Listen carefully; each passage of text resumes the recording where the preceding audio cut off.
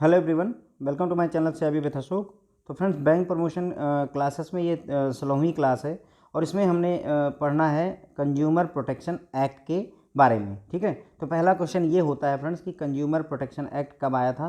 तो 1986 में आया था। कंज्यूमर प्रोटेक्शन एक्ट कब आया था? 1986 में आया था। अब अगला क्वेश्चन है कि कस्टमर किसे कहेंगे, किसे मतलब कस्टमर प्रोटेक्शन एक्ट है। तो पहला सवाल ये कि हम कस्टमर मानेंगे किसको। तो consumer is a person who buys goods or hire services for his or her own use. ठीक है, तो कस्टमर वो व्यक्ति होता है जो कोई सामान को खरीदता है या किसी सर्विस के लिए किसी को हायर करता है, अपने यूज के लिए किसी सर्विस को अपने यूज के लिए हायर करता है। ठीक है, जैसे आपने टैक्सी हायर की तो वो एक सर्विस ली आपने, बैंक में गए आपने एक सर्विस ले ली। ठीक है, या कोई सामान खरीदा आपने, फ्रिज खरीद लिया, टीवी खरीद ली, या फिर जो है चीनी खरीद ली, बिस्किट खरीद लिया, कुछ भी खरीद लिया, तो आप कस्टमर कहलाएंगे। ठीक है, तो कस्टमर प्रोटेक्शन एक्ट 1986 में आया था। कस्टमर कौन होता है? जो सामान को खरीदता है या कोई सर्विस को उपभोग करता है, लेता है। ठीक है, is this applicable in whole India? क्या ये एक्ट जो है पूरे देश में लागू है? तो पूरे देश में लागू है सिवाय जम्मू और कश्मीर के।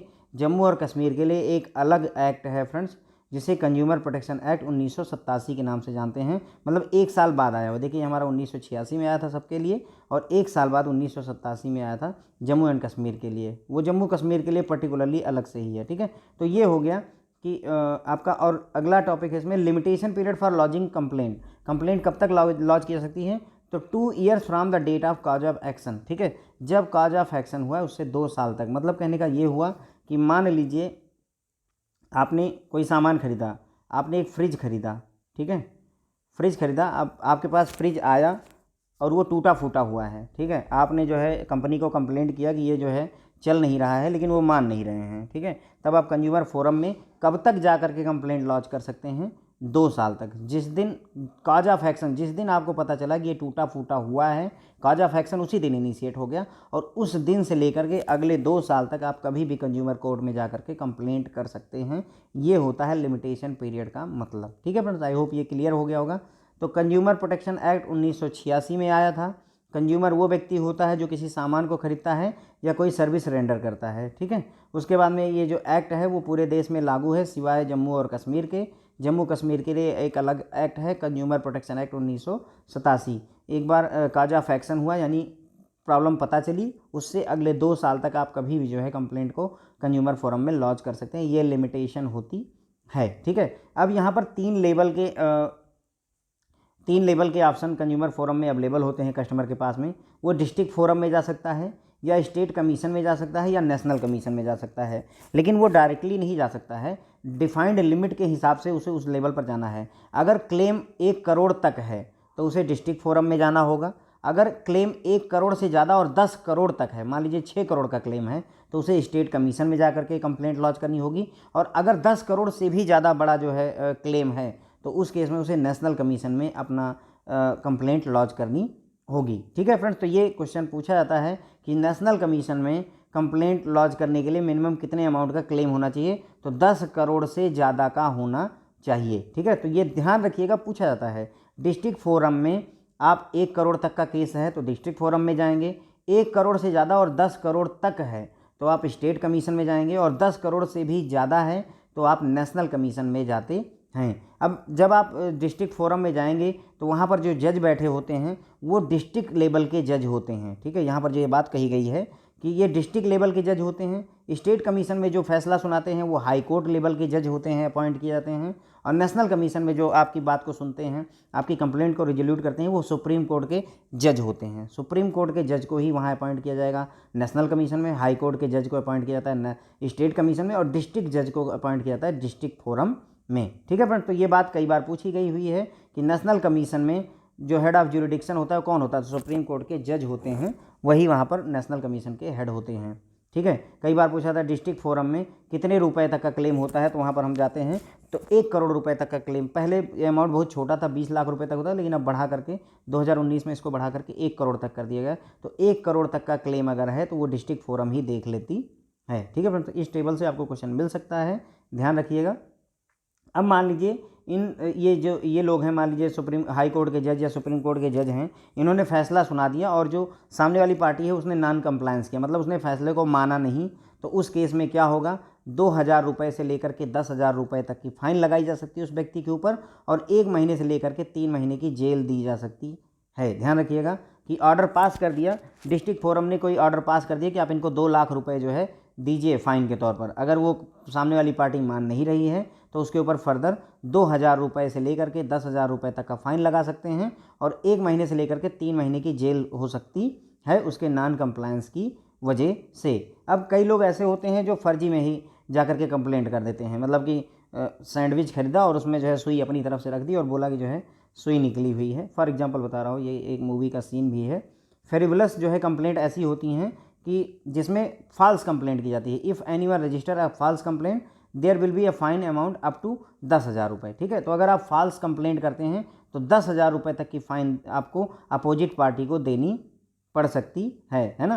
किसी कंपनी के प्रति आपने वैसे ही फर्जी कंप्लेंट कर दी, तो अगर जो है जज को ये पता चला कि आपने गलत कंप्लेंट की हुई है, तो ये आपको बोल देगा कि आप ऐसा करिए कि 10,000 रुपये जिस कंपनी के ऊपर आपने मुकदमा ठोका हुआ है उसको दीजिए। ठीक है, तो ये हो गई फ्रिवलस कंप्लेंट का मतलब। ठीक है फ्रेंड्स, आई होप आपको क्लियर हो रहा होगा। यहाँ पे काफ़ी सारी बातें हमने इसमें कंज्यूमर प्रोटेक्शन एक्ट के बारे में अभी तक जान ली है। अब कई बार क्या होता है कि कस्टमर ने डिस्ट्रिक्ट फोरम में गया, लेकिन उसको जो है अच्छा नहीं लगा, जो फैसला आया वो उसके फेवर में नहीं था, उसको लगा कि नहीं, जो बोलते नहीं कि मतलब मैं तुम्हें सुप्रीम कोर्ट में देख लूँगा, हाई कोर्ट में देख लूँगा, तो उसी टाइप की बात हो गई कि चलिए भैया जो है आप डिस्ट्रिक्ट फोरम में सेटिस्फाइड नहीं हैं, आपको स्टेट कमीशन में देखता हूँ, मैं आपको छोड़ूंगा नहीं, चाहे मुझे जो है कुछ भी करना पड़ जाए, नेशनल कमीशन ले जाऊँगा मैं आपको, ऐसे धमकी देते हैं लोग। तो अब इस केस में क्या होता है कि अगर कस्टमर सेटिस्फाइड नहीं है डिसीजन ऑफ एनी फोरम, किसी फोरम के डिसीजन से सेटिस्फाइड नहीं है, तो वो अब उससे ऊपर वाली जो है नेक्स्ट हायर अथॉरिटी के पास अप्लाई कर सकती है।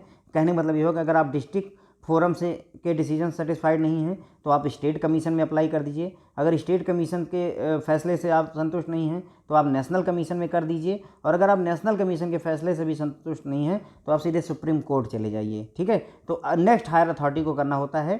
ध्यान रखेंगे, डिस्ट्रिक्ट फोरम वाला सीधे सुप्रीम कोर्ट में अपनी बात को लेकर नहीं जाएगा, डिस्ट्रिक्ट फोरम वाला अपने से ऊपर स्टेट में जाएगा, स्टेट वाला अपने से ऊपर नेशनल में जाएगा, और नेशनल वाला अपने से ऊपर सुप्रीम कोर्ट में जाता है। ठीक है फ्रेंड, तो फिर ये क्लियर हो गया कि अगर कस्टमर जो है फैसले से सेटिस्फाइड नहीं है तो अगले next he can appeal against the forum in next higher authority. ठीक है, अब उसमें कुछ शर्तें होती हैं। शर्तें क्या होती हैं, आप अप्लाई करिए, कोई दिक्कत नहीं है, लेकिन कितने दिन के अंदर अप्लाई कर सकते हैं और कितना पैसा जमा करना पड़ेगा, ये भी सवाल है।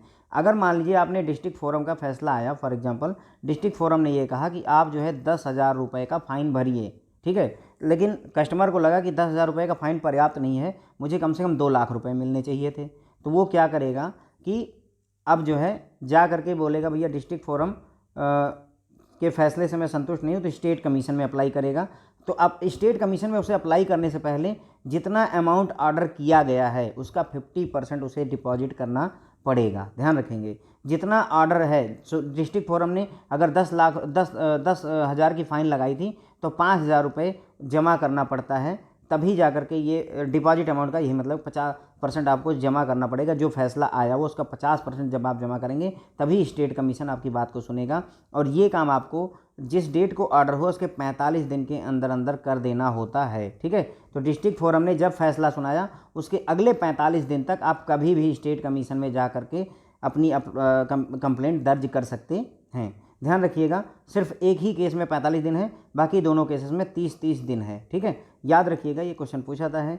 डिस्ट्रिक्ट फोरम है आपके पास, आप उसके फैसले संतुष्ट नहीं है, स्टेट कमीशन में अगर आप जाना चाहते हैं तो आपको कितने दिन का टाइम मिलेगा, 45 दिन का मिलेगा। अगर आप स्टेट कमीशन के फैसले संतुष्ट नहीं है, नेशनल कमीशन में जाना चाहते हैं तो आपको कितने दिन का समय मिलेगा, सिर्फ 30 दिन का मिलेगा। आप नेशनल कमीशन के फैसले संतुष्ट नहीं है और सुप्रीम कोर्ट जाना चाहते हैं तो आपको कितने दिन का समय मिलेगा, 30 दिन का समय मिलता है। और हर एक केस में आपको जितना भी आदेश हुआ उसका 50% आपको जमा करना पड़ेगा। आदेश कौन करेगा, जिसके फैसले से आप संतुष्ट नहीं हैं। इस केस में डिस्ट्रिक्ट फोरम आदेश कर चुकी होगी, इस केस में स्टेट कमीशन ने आदेश किया होगा, और इस केस में नेशनल कमीशन ने ऑर्डर कर दिया होगा, जो कि आपको भाई नेशनल कमीशन के फैसले से आप संतुष्ट नहीं, तभी तो सुप्रीम कोर्ट जाना चाहते हैं।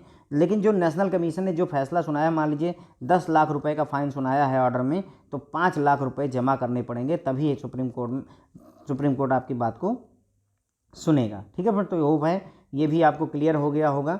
डिस्ट्रिक्ट फोरम से स्टेट कमीशन में जाना है 45 दिन का टाइम मिलेगा, स्टेट से नेशनल में जाना है 30 दिन का टाइम मिलेगा, नेशनल से सुप्रीम कोर्ट जाना है 30 दिन का टाइम मिलता है। ठीक है, उसके अलावा एक और चेंज किया गया है कि कंज्यूमर फोरम का नाम जो है चेंज करके कंज्यूमर डिस्प्यूट रेड्रेसल कमीशन कर दिया गया है।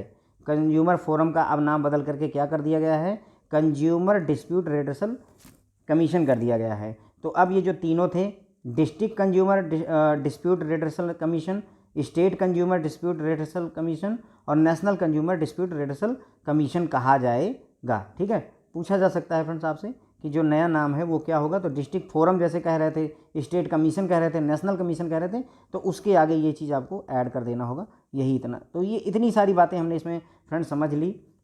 होप है कि आपको काफ़ी हद तक क्लियर हो गया होगा कंज्यूमर प्रोटेक्शन एक्ट के बारे में। कंज्यूमर प्रोटेक्शन एक्ट कब आया था? 1986 में आया था। कस्टमर कौन होता है? जो किसी सामान को खरीदता है या कोई सर्विस लेता है उसे ही हम कंज्यूमर कहते हैं। क्या ये पूरे देश में लागू है? सिवाय जम्मू कश्मीर के सब जगहों पर लागू है। जम्मू कश्मीर के लिए एक कंज्यूमर प्रोटेक्शन एक्ट 1987 है। लिमिटेशन पीरियड कितना होता है कंप्लेंट लॉन्च करने के लिए? जिस दिन कॉज ऑफ एक्शन हुआ उसके अगले 2 साल तक आप कभी भी जा करके कंप्लेंट लॉन्च कर सकते हैं। ठीक है, उसके बाद में 1 करोड़ तक का अगर क्लेम है तो उसको डिस्ट्रिक्ट फोरम में अप्लाई करिए। 1 करोड़ से ज़्यादा और 10 करोड़ तक का क्लेम है तो स्टेट कमीशन में अप्लाई करिए। और अगर 10 करोड़ से भी ज़्यादा क्लेम अमाउंट है तो उसे नेशनल कमीशन में आप जा करके अप्लाई करेंगे, अपनी कंप्लेंट को वहाँ दर्ज करवाएंगे। डिस्ट्रिक्ट फोरम में जो जज होते हैं वो डिस्ट्रिक्ट जज होते हैं। स्टेट कमीशन में जो जज बैठते हैं हाई कोर्ट के जज होते हैं। नेशनल कमीशन में जो जज बैठते हैं वो सुप्रीम कोर्ट के जज होते हैं। ठीक है, अगर जो है स्टेट कमीशन ने या डिस्ट्रिक्ट फोरम ने आदेश पारित किया और आप उसको फॉलो नहीं करते हैं तो आपके ऊपर 2,000 रुपये से लेकर के 10,000 रुपये तक की फ़ाइन लग सकती है और 1 महीने से लेकर 3 महीने तक की जेल हो सकती है। अब अगर आपने फ्रिवलस जो है कंप्लेंट की है, यानी गलत फॉल्स कंप्लेंट कर दी है, तो उस केस में आपके ऊपर 10,000 रुपये का फ़ाइन लगा, मैक्सिमम 10,000 रुपये का फ़ाइन लगा करके अपोजिट पार्टी को दिलवा दिया जाता है। ठीक है, अब अगर आप जो है किसी फोरम के फैसले से संतुष्ट नहीं हैं तो नेक्स्ट हायर अथॉरिटी के पास में आप जा करके अप्लाई कर सकते हैं। अगर आपको डिस्ट्रिक्ट फोरम के फैसले से आप संतुष्ट नहीं हैं और स्टेट कमीशन में जाना चाहते हैं तो आपको 45 दिन के अंदर अंदर, जब स्टेट फोरम में फैसला पारित किया है उसके 45 दिन के अंदर अंदर आपको स्टेट कमीशन में जा करके अपनी कंप्लेंट लॉन्च करनी पड़ेगी। ठीक है, अगर आप स्टेट कमीशन के फैसले से संतुष्ट नहीं हैं और नेशनल कमीशन में जाना चाहते हैं तो आपको 30 दिन का समय मिलेगा। कब से? जब स्टेट कमीशन ने अपना फैसला सुनाया था। ठीक है, नेशनल कमीशन के फैसले से भी आपको संतुष्टि नहीं है, आप सुप्रीम कोर्ट में ले जा करके परेशान करना चाहते हैं तो सुप्रीम कोर्ट ले जाइए, लेकिन आप नेशनल कमीशन ने जब फैसला सुनाया उसके 30 दिन के अंदर अंदर सुप्रीम कोर्ट में अपनी कंप्लेंट को दर्ज कर दीजिए। ठीक है, जितना भी ऑर्डर, जो भी ये फैसला सुनाया हुआ डिस्ट्रिक्ट फोरम ने, जो पैसा जितना फैसला सुनाया उसका 50% अमाउंट आपको जमा करना पड़ेगा, तभी स्टेट कमीशन में आपकी सुनवाई होगी। स्टेट कमीशन ने जो फैसला सुनाया है उसका 50%, जितना भी ऑर्डर दिया है, 10 लाख कहा है तो 5 लाख जब आप जमा करेंगे तभी नेशनल कमीशन आपकी सुनवाई करेगा। नेशनल कमीशन ने जो ऑर्डर दिया है उसका 50% अमाउंट जब आप जमा करेंगे तभी सुप्रीम कोर्ट में आपके फैसले की सुनवाई दोबारा होती है। ठीक है फ्रेंड्स, तो ये जो डेज हैं 45 दिन, 30 दिन, 30 दिन, ये पूछे जाते हैं, कन्फ्यूजन मत रखिएगा। ठीक है, उसके बाद में जो कंज्यूमर फोरम है उसको रीनेम करके कंज्यूमर डिस्प्यूट रेड्रेसल कमीशन कह दिया गया है। District consumer dispute redressal commission, state consumer dispute redressal commission और national consumer dispute redressal commission कहा गया है। ठीक है फ्रेंड्स, आई होप अब आपको कंज्यूमर प्रोटेक्शन एक्ट के बारे में काफ़ी सारी नॉलेज हो गई होगी। तो thank you so much friends जो है।